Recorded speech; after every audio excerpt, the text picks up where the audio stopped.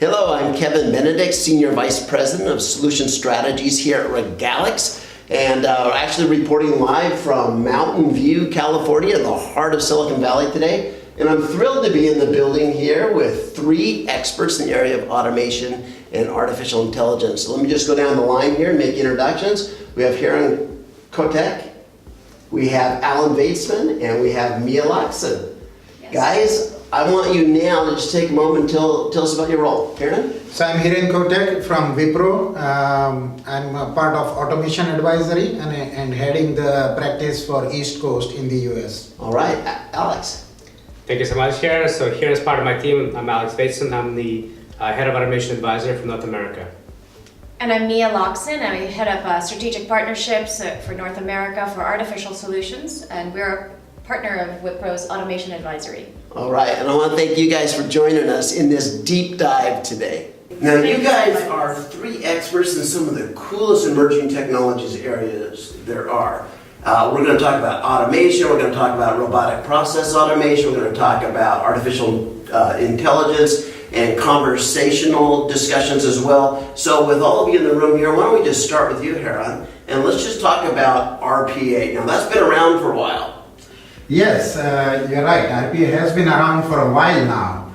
And in the old world, we would have said that RPA is new when it was around for like 3 years. But in today's world, 3 years is a long time, right? So RPA is very well proven technology now that a lot of enterprises are using in order to automate the processes that they could not automate with a traditional type of automation. Okay, now many of the people that are watching this, they understand robotic process automation, but for those that don't, what does that really mean? So you're a business, you're a bank.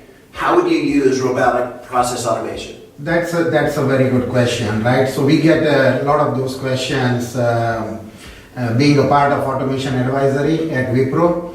There are three types of clients that engage us. Those who want to know what is this about and where we are heading. There are clients who have kind of tried this technology and kind of want to want us to take it to the production. And then there are folks who are kind of struggling in production and want us to kind of come and fix the problems. Okay. So RPA is basically a type of automation that mimics the human actions. Okay. Right? So in past, with the traditional technology solutions, you actually dig deeper into architecture and you connect two systems to move the data, to transfer the data. Right? And whenever there were kind of hurdles in doing that, people threw human beings at that in order to transfer the data, in order to kind of send emails, manage the spreadsheets, enter the data into different systems. Now you have a technology that mimics the human actions, so it interfaces with the systems just like any other human user and uses that interface in order to automate the process. Okay, so in the ancient days, you'd have somebody with a form in front of them, they would read all the data on it, approve it, not approve it, they get a rubber stamp, put ink on it, stamp it, yes or no, denied or approved, that kind of thing, right? So now that information's on the screen so you can codify algorithms to read all the same data and make it approve or disapprove it without any human in the room, right? Correct, right. Okay. So there are technologies available to read that unstructured data on your form, even recognize your handwritings and transfer it into a digital data that can be processed through a rule-based engine or even a cognitive engine that will make decisions like any other human beings in order to approve or disapprove that particular application. So the example I gave is one of the most simplistic kinds of examples. Give us an idea of a really complex environment that you guys have had to work with. So you mentioned banking. In banking itself, there are, for example, in commercial bank, they deal with a lot of contracts and collateral documents, right? It has been a major hurdle for a commercial bank to really manage that, and no two persons will kind of look at the contract and the collateral documents in the same way. Okay. Now with the cognitive engine, you are able to read those documents and extract the information in a more consistent way, because you don't introduce the human error or the biases in the process, right? So it has really kind of changed the world out there the commercial clients, it used to take almost 30 to 60 days to onboard them and then to provide them the products and services. Now it can be done within 3 days. Wow. You know, I recently read that in the legal field, that's going to be one of the industries most impacted by digital transformation and automation. Correct. Why is that, guys? Why is that? I'll just throw it out to the panel here. Yeah, so in legal words, again, the contracts, I mean, if you see in legal words, mainly you learn a lot about the laws, and then you learn a lot through the previous cases, right? And all these you have to remember. You have to be good at remembering them. Some of them you cannot remember by yourself, so you have a legal team or team of assistants who would do a research for you and kind of bring about the right type of information that will help you in your next contract or next case.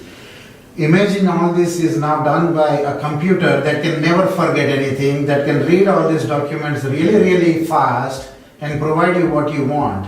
And without any human biases or the limitations of just working from 9 to 5 or having a fatigue, going on a medical leave or vacations and things like that, readily available for you 24/7 without any errors. Wow. So it's just changing the whole A true dynamic. digital worker that never sleeps, never eats, never takes vacation. Yeah, the other thing I would say is that the value there as well for the human worker, because a lot of people are afraid of AI and think that the human will be displaced.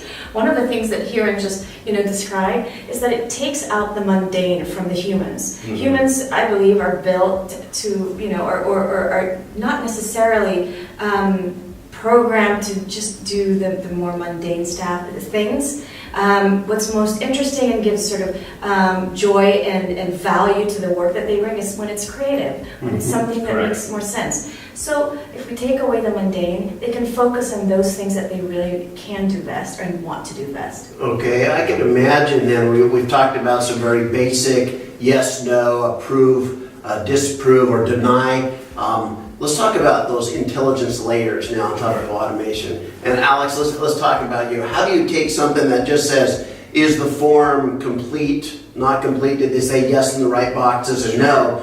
And really say, let's understand context, let's go look at all the other data, because maybe that's not enough data to make the decision. And so if we don't have enough information, we're going to look at 18 different places and make some calculations there too. Talk to us about those added intelligence layers. Absolutely. I'd like to kind of focus on that. I'd really like to highlight a particular use case that I think is kind of fascinating. It really builds on what Hiren has explained, actually what Mia has explained as well. There's a problem that we're trying to tackle some time ago, and there's a very basic problem. You have a plate of food, and you just want to know how many calories you're consuming. Most of us think, you know what, we don't know what we're consuming. We're assuming, but we don't really understand. Having something like that allows you to fully track that ability and be able to look at it and monitor regularly your food intake, calorie intake. It's a great benefit for your health, obviously, and your well-being. So we took on this project and essentially used a mobile device, Google Glass, things like that, take a picture of a plate of food and be able to understand actually what is that on that plate, and then take it back, dissect it, and give you an approximate or fairly accurate reading of how many calories you consume. Wow. The interesting part about that is it actually builds on multiple technologies. Obviously, you have the visual technologies, you have a little bit of OCR that's part of that. There is a quite interesting database piece of it. But what's most remarkable to me is how much data is actually required, reference data is required to be able to do something like that. So you can imagine chicken, right? Yes. Can look 100,000 to a million different ways. Diced chicken, fried chicken, sounds very tasty.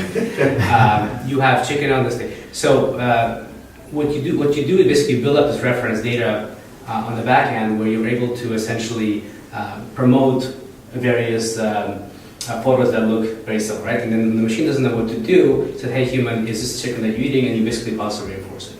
But the benefits are quite enormous. The intelligence part of actually wireframing the data itself and what a chicken could look like has tremendous repercussions for us. So the benefits are there, all this is coming on the horizon. I think the future is really actually in data behind it, so building those massive data sets of actually real data and creative data. So we can talk about a little bit later. So we have a lot of automation that can do a lot of the rote work out there, and especially processing documents and things like that. We have intelligence layers that can put it all together and analyze things everything from photographic imagery to all kinds of different things, and actually analyzing and give you responses in calculations that humans just aren't good at. And we have the ability to converse with these intelligent systems. Right. Now, all three of us were just upstairs talking about conversational AI. Yes. So Mia, talk to us about that. What does it actually take to support a system that can interact with humans and the humans have a really good experience with that? What does it take to do that? Thanks for asking, Kevin. So, I mean, it's a really good progression. Hiren talked about those systems that you can automate, and then Alex said, well, then let's put intelligence over that. But then how do you put those together, and how does an actual human being use it? And how does it become easy for a human to use? So conversational AI does just that. Basically, it's a user interface that allows humans and devices to basically converse in human-like fashion. So what does that mean? It means that a device needs to be conversational, interactive, rather than just, just saying something. People expect machines to hear them, but not just to hear them anymore, but to understand them. So you have to have a conversation. There needs to be memory, context, a way to disambiguate. So when people give information that's not clear or that's probably not complete, then there needs to be a way for the machine to answer and respond and ask follow-up questions that make it make the context clearer.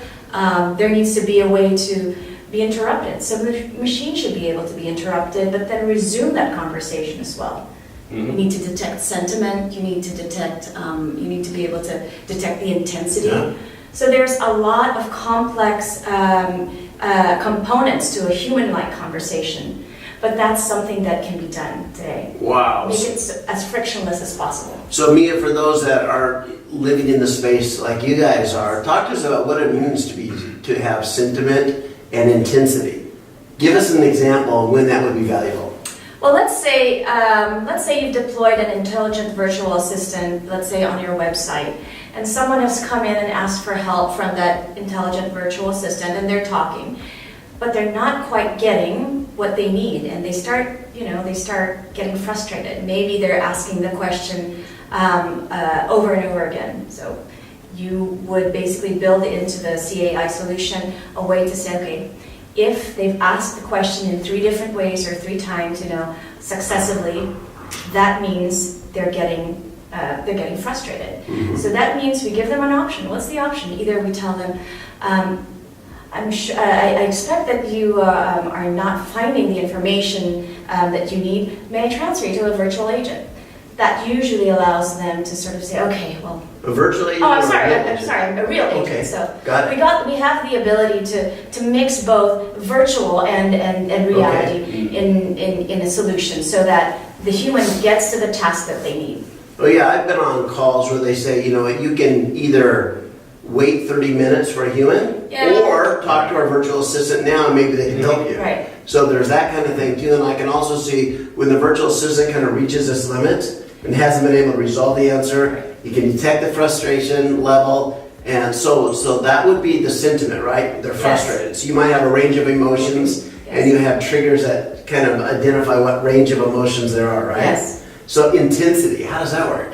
Well, intensity, it's just you have to be able to know whether someone is, mildly irritated or, you're at the point of that person actually losing that person as a customer, right? So you need to be able to handle that. So that's something as well that the solution needs to be able to detect. Wow, and then there's accents, there's different languages. Yes. So can a virtual assistant recognize the language being spoken to it and switch over? Yes, so it depends on how solution is built. So it's really, what we've done or what we've talked about in our partnership with Wipro. So this is a great way to sort of talk about our partnership as well. It's one of the ways that we really bring a solution to life is to put all those components together. What does the customer really need? Do they need separate, solutions for a different language? Do we need to be able to just understand, an input and say, we understand you're speaking in Spanish. but today we are only conversant in English. So Right. it just depends on where in the journey a customer is. Okay. We can make sure that we plan for that. Wow, so this is humans interacting with machines in actual human language. Now, one of the most fascinating kind of insights I gained from being upstairs in our session was the ability for the digital assistant, the virtual digital assistant, to hold context. Talk to us about that. Yes. So context. So when you are, you're speaking to someone, a real person understands what you're talking about, and what, even if you progress through the conversation, we know that this is about artificial intelligence or this is about automation, right? Mm-hmm. So a digital assistant, you shouldn't have to ask and tell that digital assistant exactly what you're talking about in every step of the conversation. So if we are talking about, booking a flight from San Francisco, let's say to Denver, and if you change that and you say, I'd like to be able to book my flight instead to Los Angeles, it still understands, it has context and memory that this is a flight reservation conversation, and that they're coming from San Francisco, even Right. though we haven't actually said So you San don't have Francisco to every yet. time say it's San Francisco to Houston. Right. Right. It kind of knows where home base is, so Right. you can ask about all kinds of flights, and it's going to assume that's from home base unless you change that. Right. Oh, that's Exactly. fascinating. So automation, we have intelligence layers, we have the ability for humans in human terms to be able to interface and communicate with machines. Alex, where's the trends taking us in AI? That's a fantastic question. I'm going to actually expand on what Mia said and really kind of bring up some of the latest use cases that we've seen. So we had a customer come in on Monday, as one of the largest landowners in the country. And for them, the biggest pain point is that they can't get their customers to always fly out and see their commercial properties and their residential properties. And the gap is that the distance, right? Say, well, how can we use technology? How can we use intelligence? How can we use conversational intelligence to really bridge that gap? And some of the discussions we've been having with them and some of our customers is really about how do we do that virtual guided tour. Okay. And obviously, artificial intelligence is the guide part of it that you can actually interact with. So sometimes you can get, let's say, a guide, but you can't interact with it. But imagine if you can ask the questions, how many bedrooms, or how many square feet, or if you can say, how many doormen do you need, or how many cars can you park in the parking lot. All the vital information that potential, let's say, lessee or potential buyer would want to understand. So the other part of that equation is that also the visual piece of it. So we're working with them is an ability to actually do a full visual guided tour of both residential and commercial properties by using customer intelligence as part of it. So it's actually progressing to multiple layers of technologies. AI is only one component of it. So AR, VR is another big piece of it. There's also a blockchain component to them as well. Mhm. So now you're seeing many of these technologies plus IoT converging into one space. And I think that's just going to be fascinating how all that can be utilized in the future. But we've seen some fascinating use cases coming out. What's fascinating to me is, I work at Regalix, and Regalix focuses on the whole customer experience and the customer success with companies and things like that. And every one of these is all about making customers happy, right? That's It's right. about having the conversation better and less frustrating and quicker. Less friction. Less friction, yeah, good word for it, more intelligent, all of that. Yeah, so improving those experiences and automation on the back end and in the front end. We use it, matter of fact, a lot in call centers, or people are, we've been asked to look at what's the call center of the future look like. And so how do we give improved experiences for people calling different call centers? And AI is a huge role in that. Absolutely. Also, the ability for an AI virtual assistant to the person on the phone, the technician, so the recommendations can be coming through human language in an earpiece, saying, ask him this, here's the next question, here's an additional question, here's tools that might actually assist. And that can all be brought up so the human is more in a command and control without having to think through everything, because the AI system, using machine learning, knows what the likely solution is and can bring up the most likely solutions to that problem without the human having to go, fumble through it and go up to supervisors and managers. Well, this is fascinating. Our ability to take a deep dive into automation, a deep dive into artificial intelligence, and a deep dive into conversational AI. That's fascinating. Guys, I want to thank you so much for sharing with us today. So Thank you Kevin, so if you much. don't mind, I wanted to add a point around your question on the artificial intelligence and where it's going. Yeah. And you mentioned about call centers, right? I mean, where we are heading is the call centers should become obsolete, right? Idea is to provide the products and services in a seamless fashion where nobody has any issues. And if there are issues or questions, as a service provider, we need to find out all of them upfront proactively and solve them, right? So that our customers don't have to call us just for that, right? And if you look at the consumers are demanding more and more that they can interact with the companies and with their product and services in such a seamless way. That's why we have this conversational AI, we have image recognition, we have video analytics and things like that. And where we are heading is now into touch and smell also, right? Those are the sensory things. There's a lot of research going on there. So we'll see more and more commercial use cases coming out of that also. Okay, so let's swing back to me and just give you a chance also to talk about your space where you guys have the expertise. What do you see emerging? What are the trends that you see emerging that are interesting you're watching? Well, in terms of conversational AI, as I mentioned earlier, more and more, because we've got the millennials growing up, and they're the consumers of a lot of this technology, and they're also the ones who are sort of, expecting the next generation of technology to be more suited to them as digital natives. Yeah. So they're digital natives. So conversational AI, we do a lot of chat. You can see a lot of chat everywhere, but a lot of those today are more rudimentary sort of chat bots. So it's more of an FAQ or a Q&A, more like an enhanced search. But what we can develop and on our platform and with our partnership are true conversational systems that have all of the elements that you described. In addition to that, humans don't only communicate via voice and via chat. So you can do it via touch, you can do it via gesture. Those are all possibilities today. Wow, those, when we look at the new iPhone face recognition, right? So that's just talking, you can recognize what's going on. So I can see the implications down the road for that too. You were fidgeting, Alex, like you had something to say. I get the pleasure of wrapping up this conversation. It seems like we're almost there. But I want to add one component that I think is very critical for the AI space especially, and I think you probably will agree with me on this one, and I hope you as well. But it's really about data. So the biggest part of AI right now, the biggest challenge to make it truly intelligent, truly interactive is a lack of data.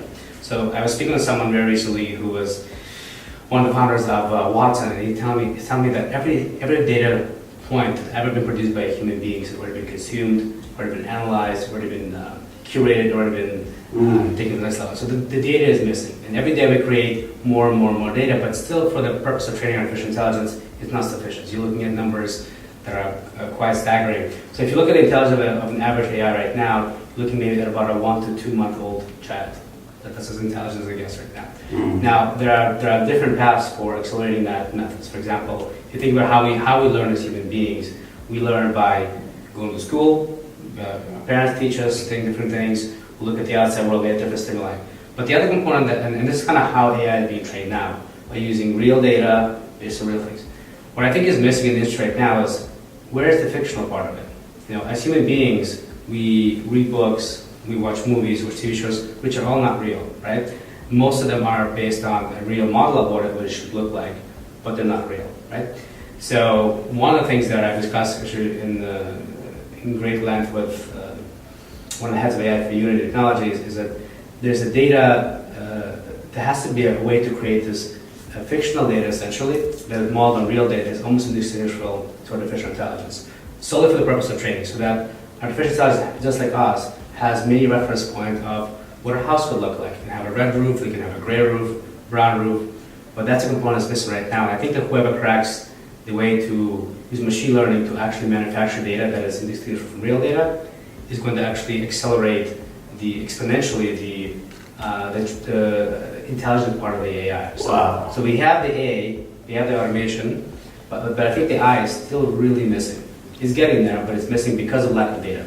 Got it, and not just lack of any data, but lack of good data, right? That's right. Correct. Data that actually has the meaning that people think it does. Correct. And then it's saying what people think it does. And it's Right. interpreted the right way. Yeah, absolutely. So again, guys, thanks for taking this deep dive into each of your different areas of expertise and sharing with all of us today. And thank you guys out there for joining us. Thank you. Thank Thank you, you. everyone. Thank you. Thank you, Thank you, Kevin. Kevin. Thanks, Tremendous Kevin. Yeah, pleasure. absolutely. You're welcome. Thank you, guys.